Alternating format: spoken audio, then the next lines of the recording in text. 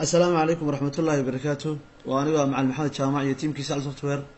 وسلام إن أمريكا ستكتب دافع عالم كا ومركل إيه 10 دي إنه سعودي 10 كنا نقول دونا 10 كسابسن كمبيوتر ساينس كا جارهم برنامج كله هذا ويندوز 8.1 وحنكون دورنا 8.1 وحويه way jireen barnaamijyo aad fara badan oo website-ka ku jira oo computer science ah oo heerar kala duwan leh laakiin waxaan rabnaa maadaama xisaabtii si fiican aynu isla jaan qaadnay qaab ah sidii xisaabtii oo kale in iyaguna ay u socdaan oo dib u soo bilowno barnaamijyada qaarkood barnaamijka marka Windows 8.1 markaan ka hadlayo waxaa ku jira website-ka isla barnaamijka Windows 8 isagoo ah oo 0.1 uusan ahayn version ka horeeyay 8.1 ka oo dabcan dad kor u qaadid sida ku muuqanaysa halkan haddaad eegtid waxaa ku qoran Windows 8 casharadiisii oo dhan halkan ka baro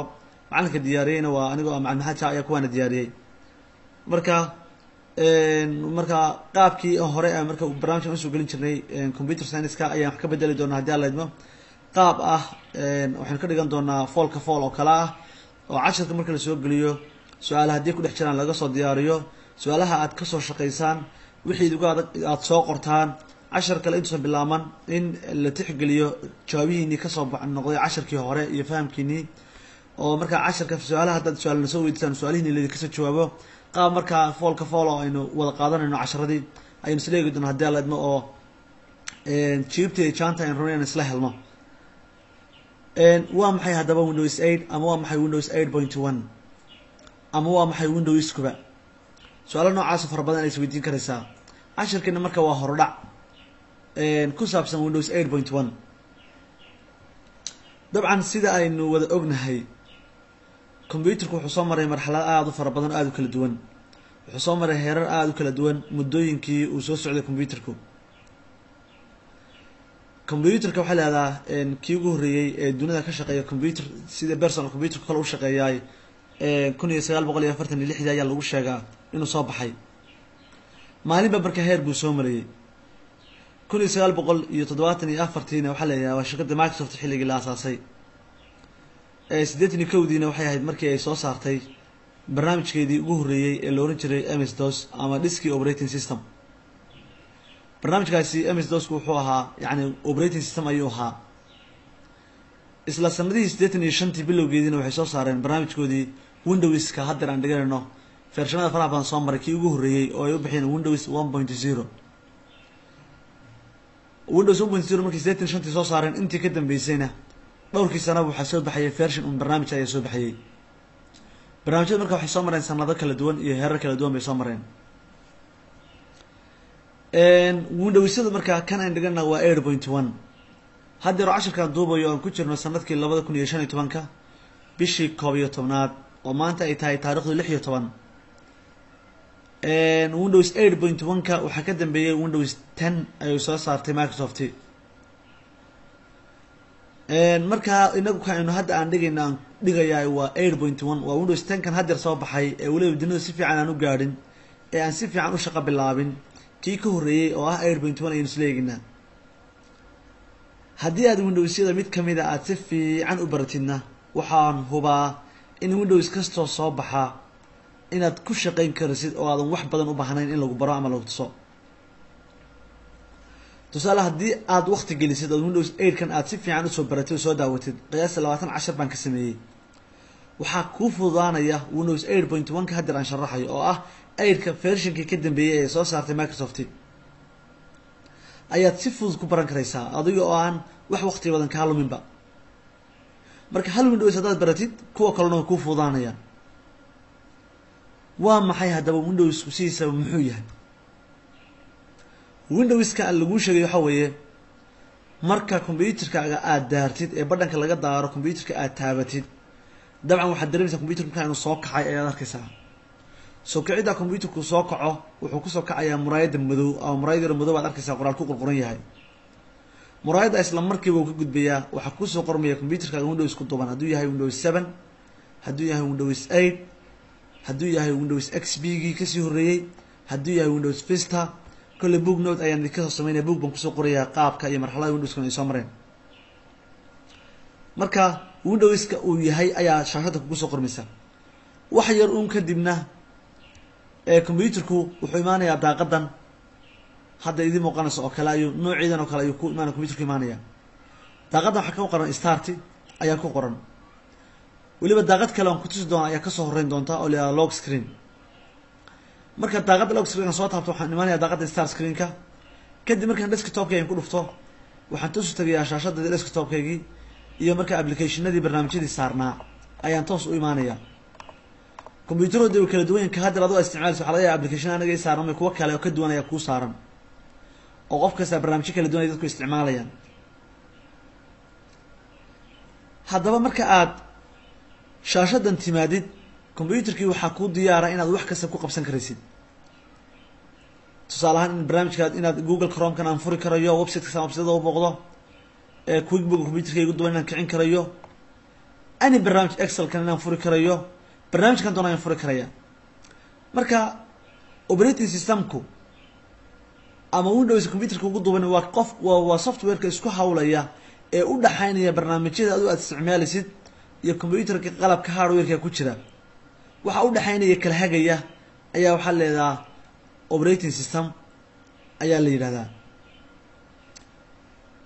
okay computerka ilaa inta uu daaran yahay waxaan ku dul shaqeysanayaa isticmaalaya waa operating system ama waa Windows ilaa computerka laga daminayo muxuu ay ku kala duwan yihiin operating system iyo Windows ku adiga maqalis hadeertan ku soo celceliyay ama dadka qaarna laga yaabo inay isku khaldaan computerku sidiisaba waxa la yiraahdaa wuxuu ka samaysan yahay laba shay waa hardware iyo software buu ka samaysan yahay casharka hardware ma halka hardware uga baxa haddii aad rabto casharada hardware-na isla website-ka ayaad ka heli karaysaa oo ka baaran karaysaa maadaama hardware iyo software computer ka samaysan yahay hardware-ka hadda waxaan sharaxayaa markaa waa software-ro dhinaca software-ka u dhaqaaq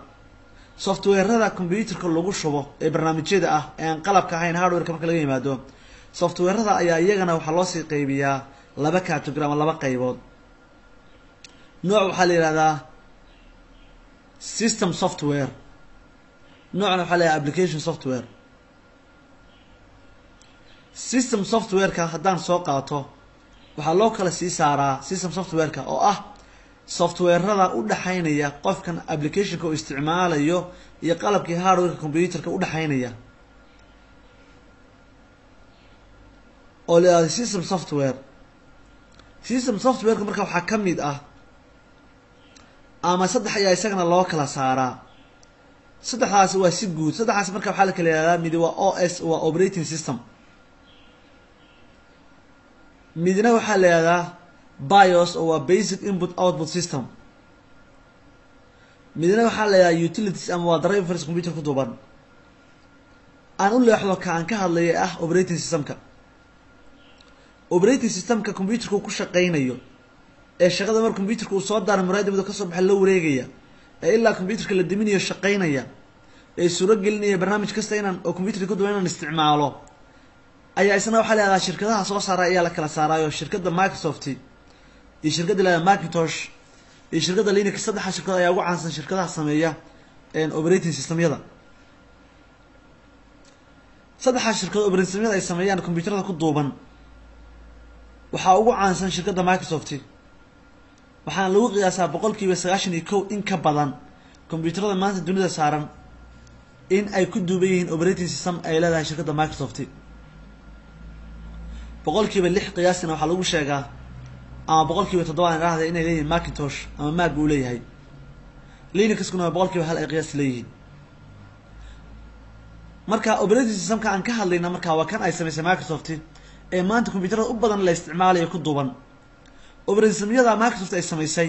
ayaa laftooda marka waxay kala leeyihiin saan hadda sheegaya daqiiqada ka hor feershano koodii ugu horeeyay wuxuu ahaa Disk Operating System 81 ama 80kii ay soo saareen oo sameeyeen kii ku xigana wuxuu ahaa 85 oo waxa Windows 1.0 sidaas marka ku wadeen operating system-yada marka had yarto ka u dambeeyay ay soo saareen waa Windows 10 ayaa leeyahay ama Windows 10 ama Windows 10 Windows 9 ma jirin waxay soo saareen Windows 8 mid ay u bixiyeen waxaana ka dambeeyay Windows 8kii ay yaraan 8.1 Windows 8.1 ka iyo 10ka waxba uma dhaxayn 8.1 waxa ka horeeyay Windows 8kii Windows 8 kana waxa ka sii horeeyay Windows 7 Windows 7 waxa ka sii horeeyay Windows Vista, Vista-na waxa ka sii horeeyay Windows XP, XP-gana waxa ka sii horeeyay Windows-kii la oran jiray Windows 2000, Windows 2000 waxa ka sii horeeyay Windows ME, Windows ME-na waxa ka sii horeeyay Windows 98. sidaa ku soco كل النوت ayaan ka soo sameyn doonaa marxaladii uu soo maray ay soo mareen. oo ka aan sharaxayna markaa waa Windows 8.1 aan rabnaa inaan isla jaan qaadno. computerka hadii uu ku duubay Windows 8 ama Windows 8.1 farqi badan iyaga uma dhaxeeyaan. sidoo kale hadii computerka uu ku duubay Windows 7 na waad la jaan qaadi karaysaa wax yar ay kul duwan yihiin. casharadana marka saddexana ayaad la socon doontaa. hadba wixii aad meeshaan sharaxay hadii aad computerka ka weydid waad soo weydiin karaysaa. halka loogu talagalay jawaabta ay ku soo qoraysaa halkaas ayaan waayay. haddaba inta haddaan hordhaca ku soo ururiyo inagoo si deeply qoto dheer usoo eegi doona casharada Windows 8ka ana raba hadii aad Windows 8ka si fiican u fahamtid wax badan oo computerka inaad fahmi karaysid waxa ciladaha computer ku dhacaya bidooda aad xallisan karaysid hadii alla idmo. bal isla jaan qaadno computerka maxaa ku duuban inaad ogaan kartid. aan ku tuso horta aniga computerkayga hadda aan dul fadhiyo ee casharkan ku duubayo Windows-ka ku duuban aan isla eegno. halkee baan ka eegay Windows ku duuban. computerkayga desktop-kayga waxa saar oo ka muuqanaya meel ay ku qoran tahay this PC. waxa laga yaabaa inay this PC ay saarnaan inay ku saaran tahay my computer inay ku qoran tahay ama inay ku qoran tahay computer kaliya ku qoran tahay. laakiin sumadan inta badan waan ka wadaagi doonaa dhalada yar iyo maskaxda halka agta Allah sawir noocaas wad arkaysaa oo shashadaada ku saaran yahay. this PC-gan marka ayaan computerkayga waxaan sameeyaa right click ayaan siinayaa mouse-ka gacanta midigta ayaan ku dhufanayaa badhan click-ta mar walba la isticmaalo ma gacanta kale ayaan ku dhufanayaa. marka gacanta kale ku dhuftana waxaan arkayaa marka meel ay ku qoran tahay open manage scan for virus oo kale waxyaabaha noocan ayaad arkaysaa dabcan. scan for virus inaan arag baa laga yaabaa software-ka inuu kugu dawna waa dhici kartaa. laakiin open kaas way ka simanaa waad arkaysaa. waxa ugu hooseysa meel ay ku qoran tahay properties. properties kaas ayaad ku dhufanaysaa. properties markaad ku dhufatidna daaqadan ayaa ku soo baxaysaa.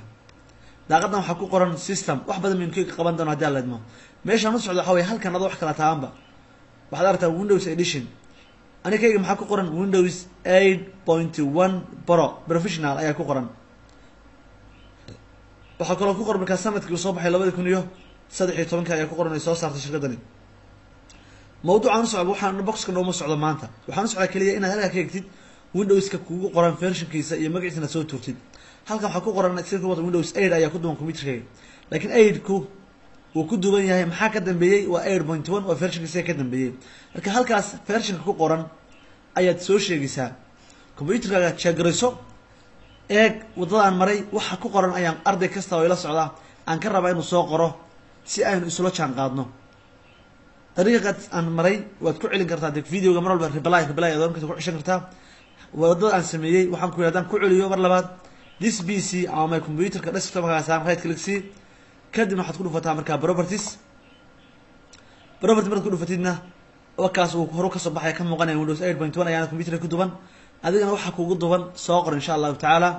intaas ayaan ku soo ururinayaa casharka. su-aasha aan ku diray casharkan waxa way kaliya inaad ii soo sheegtid computerkaaga Windows-ka ku duuban inaad soo qortid. waxaan isku dayi doonaa marka si tartiib ah inaan u socdo degdeg aan casharka ka ilaaliyo idinkuna aad ila socotaan. ardayda bilowga ah baan waliba aad danaynayaa inay si fiican isu dhisaan oo casharkaysan ka caajisin. waxaan u daahinayo oo u tartiib ugu soconayo waxa weeye waa adiga ayaan rabaa inaad soo kacdid oo aad conceptka computerka si fiican u fahantid. ardayda iyagu yaqaana ama Windows-ka si fiican u yaqaana ama qaarkood practical-ka ciladaha computerka saaraba waxaan isku dayay inay dul qaataan oo casharka waxaan rabaa ardayda hoose inaan soo dhiso ayaan rabaa si tartiib ah u socdo hadii alla idmo. markastana waad ii soo qori kartaa wixii comment ama wixii talo iyo tusaale ah waad soo qori karaysaa. sidoo kale wixii cilmi iyo aqoon aad leedahay laftiga waad soo bandhigi karaysaa oo hal comment ay ku soo qori karaysaa. si gaar ah waad ila soo xiriiri karaysaa haddii aad jeceshahay inaad bulshadaada wax aad ku dhaantid aad u gudbisid oo ay ka aqbalayeen waad ila soo xiriiri kartaa. oo page-ka aan ku leeyahay Facebook-ga group-ka idiga soo hadli kartaa. fursad ayaan ku siinaynaa aad ugu soo bandhigtid ummadda oo aad hawshan aan u hayno bulshada aad nagala qayb qaadatid. qof kasta oo jecel inuu bulshada wax u qabto waan soo dhaweynaynaa waan taageeraynaa. teamka Sal Software gacan furan bay kugu soo dhaweynayaan meel kasta oo daafaca caalamka joogaan. waa mar kale aniga macallin Maxamed Jaamac iyo teamka Sal Software oo idin salaamaya dhamaantiin. السلام عليكم ورحمة الله وبركاته.